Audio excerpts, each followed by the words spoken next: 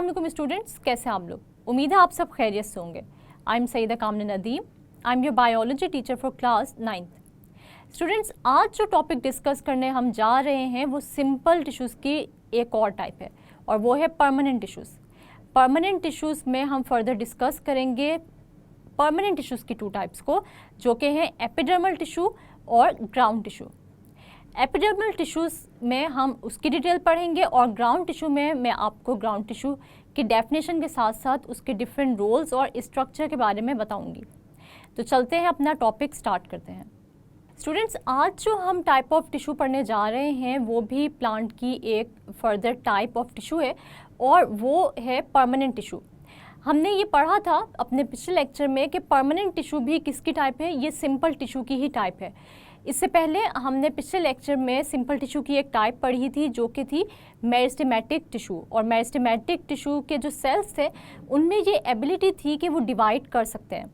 लेकिन अगर हम बात करें इन परमानेंट टिश्यूज़ की तो हमें पता है स्टूडेंट्स कि परमानेंट टिश्यूज़ ऐसे टाइप ऑफ टिश्यूज़ होते हैं जो कि ओरिजिनेट मेरिस्टेमेटिक टिश्यूज़ से ही होते हैं, मगर इनके सेल्स में ये एबिलिटी नहीं होती कि ये क्या करें, ये डिवाइड कर सकें। हम देखते हैं कि हमारे पास 3 मेन टाइप्स हैं परमानेंट टिश्यूज़ की, जो कि आगे जाके हम डिस्कस भी करेंगे डिटेल में, जिनमें हम स्टडी करेंगे एपिडर्मल टिश्यूज़ को, इसके अलावा ग्राउंड टिश्यूज़ को, और जो थर्ड टाइप है वो है सपोर्ट टिश्यूज़ की।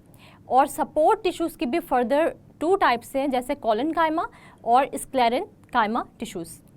आज जो हम डिस्कस करने जा रहे हैं डिटेल में वो परमानेंट टिश्यू की पहली टाइप है और वो है एपिडर्मल टिश्यू। तो स्टूडेंट्स, हम देख लेते हैं कि एपिडर्मल टिश्यूज़ की अगर हम बात करें तो ये वो टिश्यूज़ होते हैं जो कि सिंगल लेयर ऑफ सेल्स से बने होते हैं, यानी इनमें जो सेल्स मौजूद होते हैं उसकी सिर्फ और सिर्फ जो है वो क्या होती है, एक लेयर होती है। और ये जो लेयर ऑफ सेल्स हैं यानी एपिडर्मल टिश्यूज़ जो होते हैं, इनके सेल्स क्या काम करते हैं, ये कवरिंग प्रोवाइड करते हैं टू द प्लांट बॉडी। यानी प्लांट बॉडी में मौजूद जितने भी पार्ट्स होते हैं, जैसे कि रूट्स हम कह लें, स्टेम कह लें, लीव्स कह लें, फ्लावर्स कह लें, इन सब पार्ट्स की जो कवरिंग है, जो आउटर मोस्ट लेयर है, वो कौन बनाएगा? जो आउटर कवरिंग या आउटर मोस्ट लेयर है तो वो एपिडर्मल टिश्यूज़ ही बनाएंगे। यानी इसका मतलब ये हुआ कि कोई भी ऐसी हार्मफुल चीज़ या कोई भी ऐसा हार्मफुल केमिकल या मटेरियल जो कि अंदर आना चाहेगा प्लांट के, तो उसके लिए ये एक्ट करेगा एज अ बैरियर, यानी रुकावट के तौर पे ये एपिडर्मल टिश्यूज़ जो है वो काम करेंगे और इस हार्मफुल मटेरियल को कभी भी अपने अंदर से गुजर के प्लांट के इंटरनल पार्ट्स तक नहीं पहुंचने देंगे।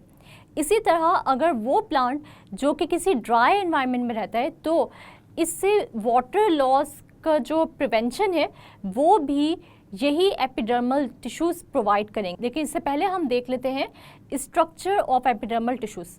तो अगर हम एपिडर्मल टिश्यूज़ की बात करें तो ये सिंगल लेयर ऑफ सेल से बने होते हैं। एपिडर्मल टिश्यूज़ अगर रूट्स में प्रेजेंट होंगे तो उनका क्या रोल होगा?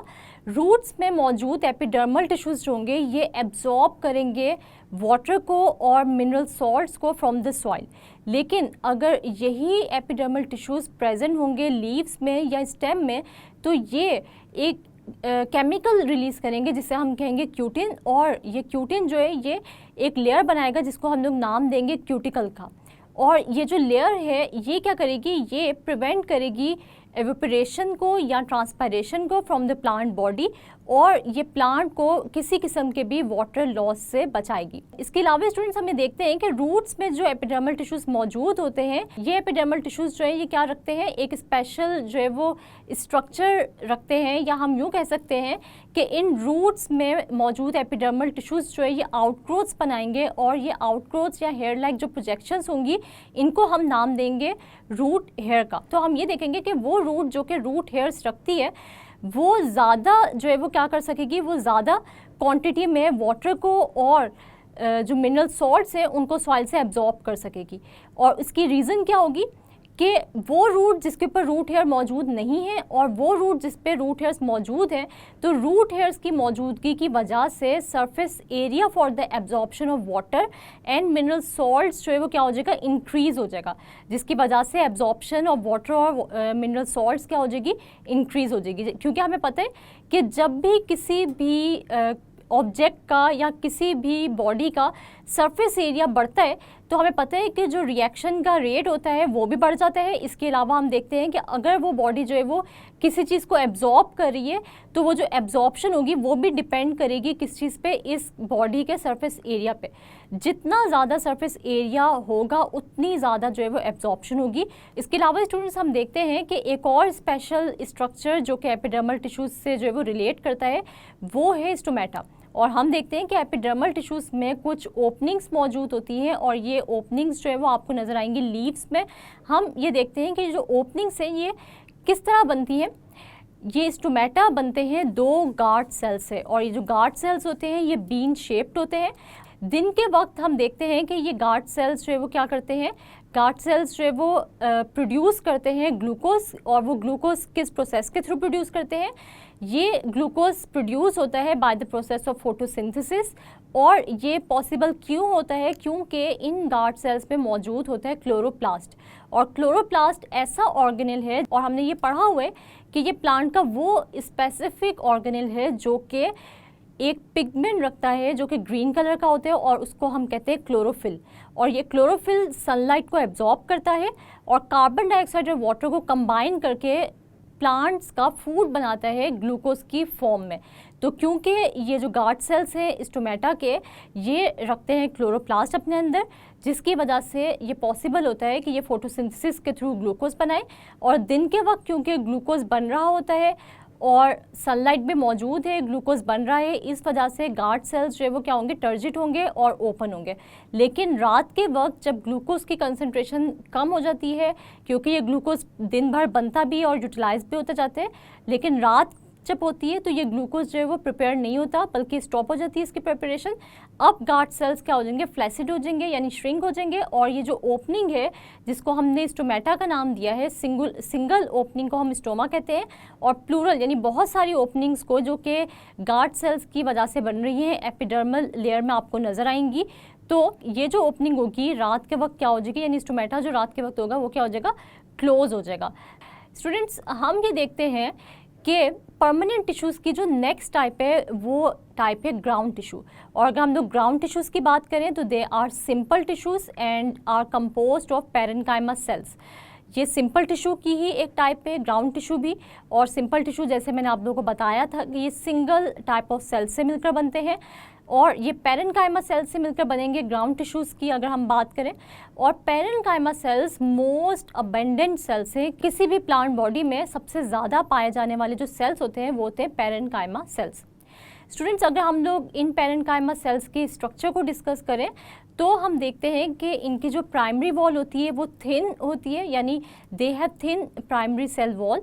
इसके अलावा इनके पास बहुत बड़ा लार्ज वैक्यूल होता है, यानी दे हैव लार्ज वैक्यूल। और ये क्यों होता है, क्योंकि ये अपने अंदर स्टोर करते हैं फूड को। और हम ये देखते हैं कि वो पैरेन्काइमा सेल्स जो कि लीव्स में पाए जाते हैं, इन पैरेन्काइमा सेल्स की फॉर्म को हम कहते हैं mesophyll.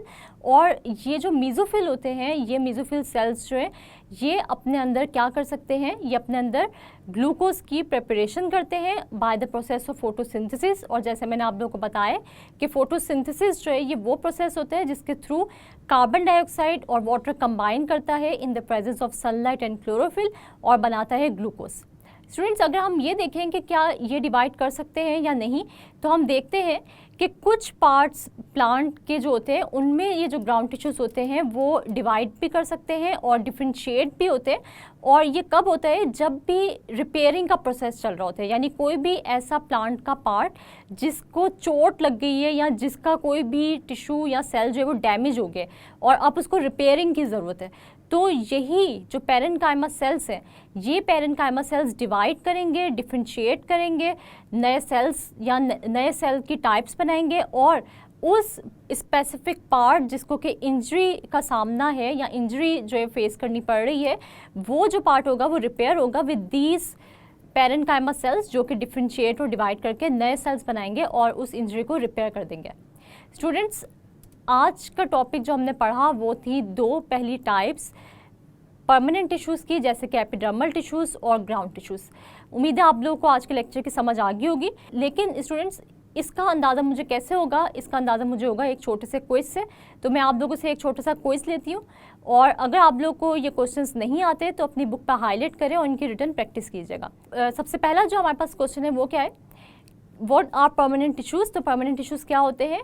These tissues are originated from the meristematic tissues but the cells do not have the ability to divide, यानी ये जो टिश्यूज़ है परमानेंट टिश्यूज़, ये मेरिस्टेमेटिक टिश्यूज़ से ही ओरिजिनेट हुए हैं, मगर इनके सेल्स में जो है वो डिवीजन की एबिलिटी नहीं होती। इसके बाद आप लोगों के पास अगला क्वेश्चन क्या है? Name types of permanent tissues. तो परमानेंट टिश्यूज़ की कितनी टाइप्स हमने स्टडी की? हम लोग ने देखा कि हमने जो है वो 3 टाइप्स जो है वो उसके नेम्स पढ़े हैं, 2 टाइप्स को हमने डिटेल में स्टडी किया है। तो आपने सिर्फ नाम लिखने हैं, तो आप वो 3 नाम लिखेंगे कि सबसे पहले epidermal tissues, number 2 ground tissues और नंबर 3 सपोर्ट टिश्यूज़। ये तीनों टिश्यूज़ हैं जो कि परमानेंट टिश्यूज़ की टाइप्स हैं। नेक्स्ट क्वेश्चन स्टूडेंट्स हमारे पास है, व्हाट आर एपिडर्मल टिश्यूज़। तो एपिडर्मल टिश्यूज़ क्या होते हैं कि these are composed of single layer of cells and provide covering to the parts of the plant, यानी डिफरेंट पार्ट जैसे रूट्स है, स्टेम्स हैं, लीव्स है, फ्लावर है, इनको जो कवरिंग प्रोवाइड करेगा वो क्या होंगे? वो एपिडर्मल टिश्यूज़ होंगे। इसके बाद स्टूडेंट्स हमारे पास नेक्स्ट क्वेश्चन क्या है? Define cuticle. तो आप लोगों को पता है कि क्यूटिकल क्या होते हैं? एपिडर्मल टिश्यूज़ जो है वो एक केमिकल प्रोड्यूस करती है जो कि है क्यूटिन, और क्यूटिन जो है वो एक लेयर बना देता है जिसको हम लोग नाम देते हैं क्यूटिकल का, जो कि प्रिवेंट करती है एवेपोरेशन को या वाटर लॉस को from different parts of the plant. Students next जो क्वेश्चन है हमारे पास वो है, व्हाट आर स्टोमेटा। तो स्टोमेटा आप लोगों को पता है कि पोर्स होते हैं किसके अंदर? एपिडर्मल लेयर में। और ये पोर्स किस चीज़ से बने होते हैं? ये बने होते हैं गार्ड सेल से, और गार्ड सेल बीन शेप्ड होते हैं, और ये गार्ड सेल्स जो है वो क्या करते हैं? ये प्रिपेयर कर सकते हैं ग्लूकोज को by the process of photosynthesis. तो आप लोगों को यकीनन समझ आ गई होगी कि जो स्टोमेटा हैं वो एक्चुअली क्या है? पोर्स हैं, और ये पोर्स एपिडर्मल लेयर में प्रेजेंट है, मगर ये पोर्स जो है वो कौन से सेल से बने हुए हैं? ये बने हुए गार्ड सेल से जो कि बीन शेप्ड है। इसके बाद स्टूडेंट्स नेक्स्ट क्वेश्चन जो हमारे पास है क्विज के, वो कहाँ से हैं? वो है ग्राउंड टिश्यूज़ से। तो सबसे पहले जो क्वेश्चन बहुत ही इंपॉर्टेंट है जो कि एग्जाम्स में रिपीट भी हुआ है, तो वो है, what do you mean by mesophyll cells. तो मेसोफिल सेल्स क्या होते हैं? आप लोग इसको कैसे डिफाइन कर सकते हैं? आप लोग इसको ऐसे डिफाइन करेंगे कि parenchyma cells present in leaves form mesophyll और they are the sites of photosynthesis. तो आप लोगों को मैं इसको बता दूं, एक्सप्लेन कर दूं कि वो पेरेन्काइमा सेल्स जो कि लीव्स में प्रेजेंट होते हैं वो किस फॉर्म में प्रेजेंट होते हैं? वो मेसोफिल की फॉर्म में प्रेजेंट होते हैं। और ये मेसोफिल जो है वो क्या करता है? ये फोटोसिंथेसिस की साइट है या जगह है जहाँ पर फोटोसिंथेसिस होती है।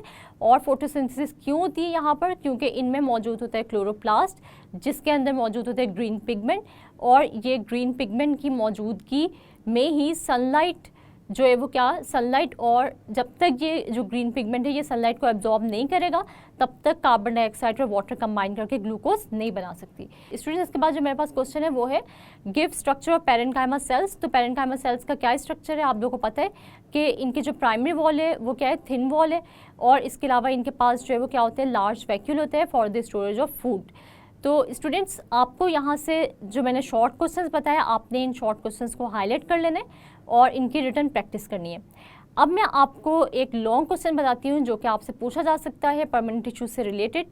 तो स्टूडेंट्स सबसे पहला जो क्वेश्चन है वो है, right note on permanent tissue and its types. तो अगर आपको ये क्वेश्चन आता है तो सबसे पहले आप परमानेंट टिश्यू को डिफाइन करेंगे, फिर आप एपिडर्मल टिश्यू, ग्राउंड टिश्यू और सपोर्ट टिश्यू के नाम लिखेंगे, और बारी बारी आप इन तीनों टिश्यूज़ को एक्सप्लेन करेंगे।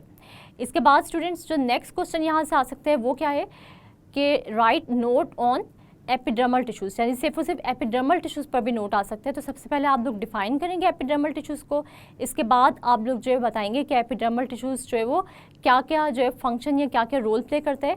अगर ये रूट्स में होगा तो ये एब्जॉर्प्शन करेगा वाटर और मिनरल सॉल्ट्स की, अगर ये लीव्स पर या स्टेम पे होगा तो ये एक एडिशनल जो है वो लेयर बनाएगा जिसको हम क्यूटिकल कहते हैं, और ये क्यूटिकल जो है वो एक केमिकल कंपाउंड से बनी होती है जिसको हम क्यूटिन कहते हैं।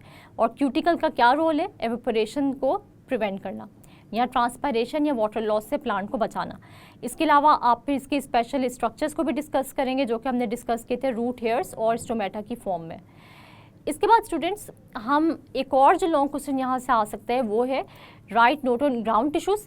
तो आप लोगों ने क्या करना है कि ग्राउंड टिश्यूज़ को पहले डिफाइन आप करेंगे, फिर आप बताएंगे पेरेन्काइमा सेल्स क्या होते हैं, फिर आप बताएंगे मेसोफिल क्या होता है, और फिर आप जो है वो इनकी क्या करेंगे, इनका रोल लिखेंगे, ग्राउंड टिश्यूज़ जो है वो डिफरेंट पार्ट्स में क्या क्या रोल प्ले करते हैं। स्टूडेंट्स, यहाँ पर मैं आपको एक और इंटरेस्टिंग इन्फॉर्मेशन देती चलूँ, और वो पेरेन्काइमा सेल्स से रिलेटेड है कि पेरेन्काइमा सेल्स की जो शेप होती है वो क्या होती है, स्फेरिकल होती है, लेकिन जब ये एक दूसरे के साथ कांटेक्ट में होते हैं, जो पॉइंट ऑफ कांटेक्ट होते हैं वो क्या होते हैं, वो फ्लैट होता है, ठीक है। यानी वैसे अगर हम इनको अलग अलग देखें तो वो क्या होते हैं, वो राउंड शेप के या स्फेरिकल शेप के होते हैं, लेकिन जब ये आपस में जो है वो क्लोजली पैक्ड होते हैं तो तब जो पॉइंट ऑफ कांटेक्ट होते हैं, जहाँ पर दो सेल्स मिल रहे होते हैं, वहाँ से इनकी शेप क्या हो जाती है, फ्लैट हो जाती है। जी स्टूडेंट्स, तो आज हमने स्टडी किया परमानेंट टिश्यू की पहली दो टाइप्स को, जैसे कि एपिडर्मल टिश्यू और ग्राउंड टिश्यू, जिसमें मैंने आप लोगों को बताया कि एपिडर्मल टिश्यू किस तरह प्रोवाइड करता है covering to the plant body, और साथ साथ हमने इसके स्पेशल स्ट्रक्चर्स के बारे में पढ़ा, जैसे कि रूट हेयर्स के बारे में और स्टोमेटा के बारे में। इसके अलावा हमने ग्राउंड टिश्यूज़ की डिटेल को स्टडी किया, जिसमें आपने मेसोफिल सेल्स, पेरेन्काइमा सेल्स के बारे में पढ़ा और देखा कि किस तरह मेसोफिल सेल्स जो है वो रोल प्ले करते हैं फोटोसिंथेसिस में। उम्मीद है कि आज के लेक्चर की आप लोग को समझ आ गई होगी। नेक्स्ट लेक्चर तक के लिए अपना बहुत सारा ख्याल रखिएगा और मुझे दुआओं में याद रखिएगा। अल्लाह हाफिज़।